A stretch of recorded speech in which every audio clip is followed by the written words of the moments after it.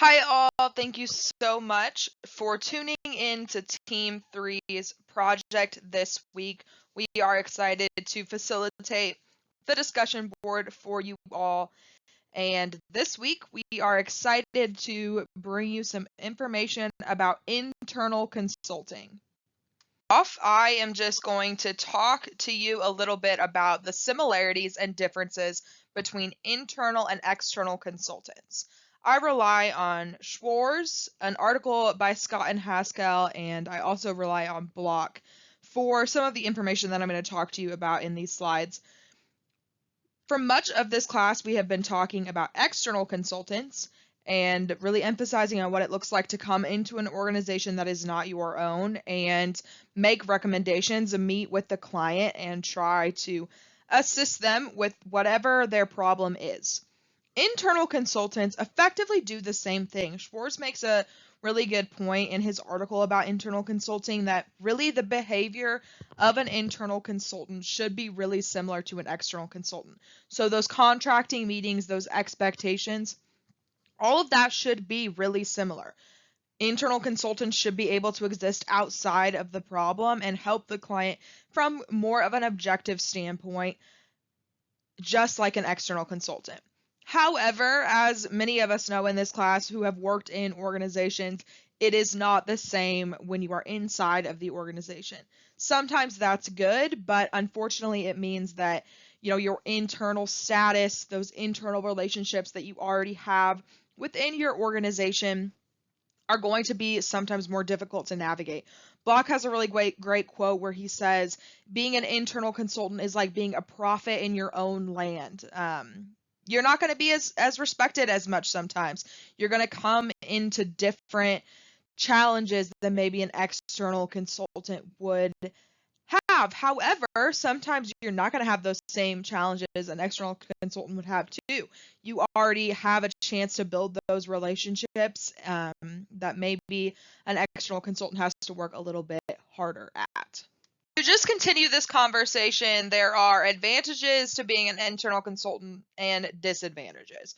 So to just start with the advantages, one of those that I mentioned in the last slide, you know the land and you know the people. So I'm relying on Schwarz again for some of this content, but being an internal consultant means that you do not have to start fresh on day one. So you already kind of are familiar with the environment that you're working from. You don't have to start from scratch. You also sometimes get a little bit more accessibility and have more of an opportunity for continuity. So as an internal consultant, you're going to have access to more people, potentially more records, more databases, maybe a little bit easier getting your foot in the door in an organization that maybe is not as interested in sharing information with an external consultant. You also often are going to know where to look sooner. You're familiar with the people, you know who has the knowledge that you need. Okay, so to look at disadvantages, accessibility also I want to mention here as a disadvantage. So you are much more accessible to your coworkers when you work at the organization. So it may mean that people want results faster, that they think that this is your only priority, when often you probably have another job and more responsibilities as well. So that accessibility that you have as somebody who's going to work every single day at the organization is something that external consultants may not possess. Image, you have this insider image for your organization. People already think they know who you are and what you are about. That can sometimes be harder for internal consultants to overcome versus, external consultants have somewhat of an air of expertise around them as an expert in their field, maybe something that internal consultants don't possess.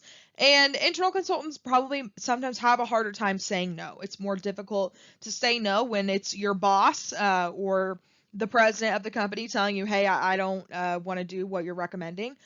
Versus external consultants, there is no reporting structure there. They can go out and get a different job with a different company, and so that change resistance is something a little bit different for internal consultants to manage. Thanks, Faith. Amanda now speaking. I have 3 more topics I want to cover. The first 2 are related to contracting. As Schwarz said, the most important person to contract with first is your manager. Block indicated that a social contract is designed not so much for enforcement, but for clear communication about what is going to happen on a project. This is critical as internal consultants are always in at least a triangle contract with their client, the client's boss, and of course, your own boss.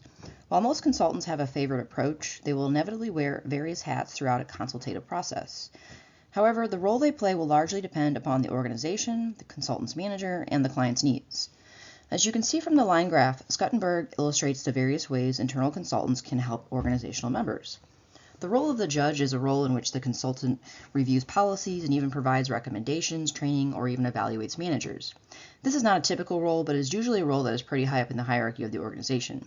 Out of all the roles listed, a facilitative role is the most typical addition. The key role of a facilitator is to help the client accomplish their own goals while serving as a non-vested neutral third party.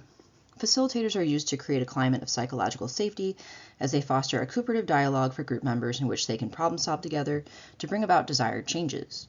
Borrowing from Schwarz, the internal facilitative role may be further complicated by the fact that you fill at least one other position in the organization, perhaps a HR director role. Therefore, your manager needs to understand all your roles so as to reduce potential misunderstanding. One of the other critical reasons to have a social contract with your boss is because internal consultants have a much harder time identifying and expressing their own wants and needs because they're also organizational members who face the same political challenges as everyone else. As Block indicated, that it is critical for you to put directly into words what you, the consultant, want from your boss to make a project successful. The same goes for your peers. As you can see from the list, an internal consultant's wants and needs do not differ substantially between boss and peers. So there seems to be less expectations from peers than clients. So if you work with an internal consultant, know you already skipped some of the steps that externals would expect. With that said, just because you work for the same organization as an internal consultant, that does not mean that it's smart to rush through or skip through the contracting process. This is the most important step, and it should be a clear social agreement in which both parties sit down to discuss their wants and needs. This helps mitigate conflict in the long run. If things change, then they can renegotiate the social contract.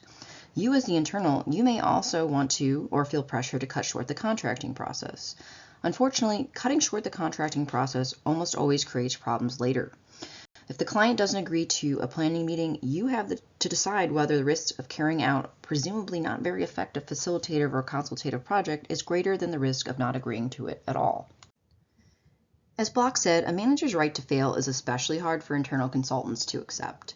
But the manager of that division, not the consultant, is responsible for its rehabilitation.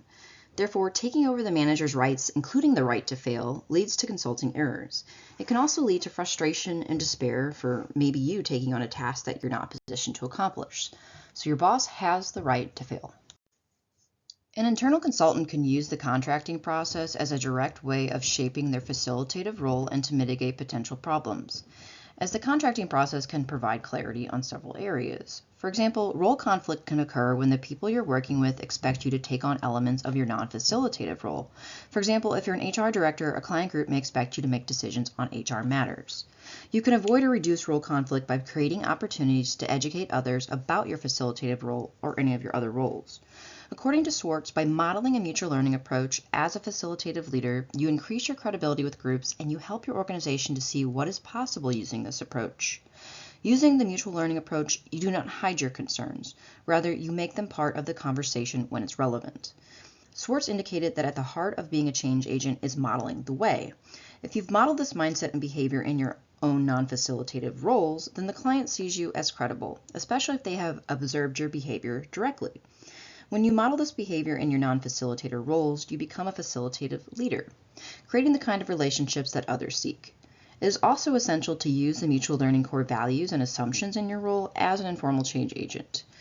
Remember, culture has a strong and persuasive influence on the behavior of members, and it is very difficult to change culture. But by becoming an informal change agent, you can attempt to influence the contextual factors that make it difficult to effectively fill your facilitative role. All right, that's our presentation. Thank you so much for listening.